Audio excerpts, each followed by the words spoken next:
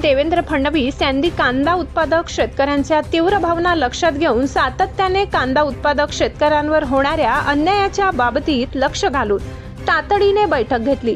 त्याबद्दल मुख्यमंत्र्यांचे आभार।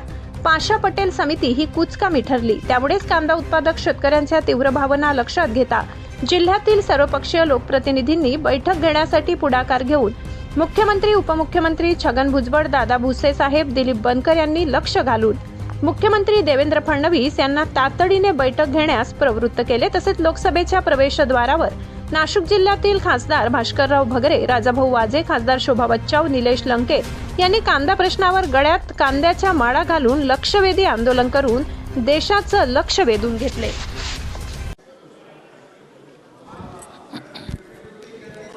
धन्यवाद अध्यक्ष महोदय। मी आज या सभागृहाचे लक्ष माझ्या धुळे मतदारसंघासह संपूर्ण उत्तर महाराष्ट्रातील नाशिक, जळगाव, नंदुरबार येथील शेतकऱ्यांच्या गंभीर परिस्थितीकडे लक्ष वेधू इच्छिते। आज आमचा बळीराजा, निसर्गाचा कोप, बाजारपेठेतील अस्थिरता आणि जागतिक युद्धजन्य परिस्थिती अशा तिहेरी संकटात सापडला आहे। अध्यक्ष महोदय, कांदा उत्पादक शेतकऱ्याची अवस्था अत्यंत दयनीय झालेली आहे। कांद्याला किमान विक्री मूल्य MSP नसल्यामुळे शेतकऱ्यांना आपला भाव कवडी मोलाने विकावा लागतो आहे। आपला माल कवडी मोलाने विकावा लागतोय। त्यातच पश्चिम आशियातील युद्धजन्य परिस्थितीमुळे आणि रेड सी मधील संकटामुळे आमची निर्यात पूर्णपणे कोलमडली आहे। निर्यातीचा खर्च 200 ते 300% वाढलेला आहे। त्याचप्रमाणे धुळे आणि जळगावमधील कापूस, सोयाबीन आणि मका उत्पादक शेतकरीही हवालदिल झाला आहे। कापूस आणि सोयाबीनचे भाव उत्पादन खर्चाच्या खाली आले आहेत।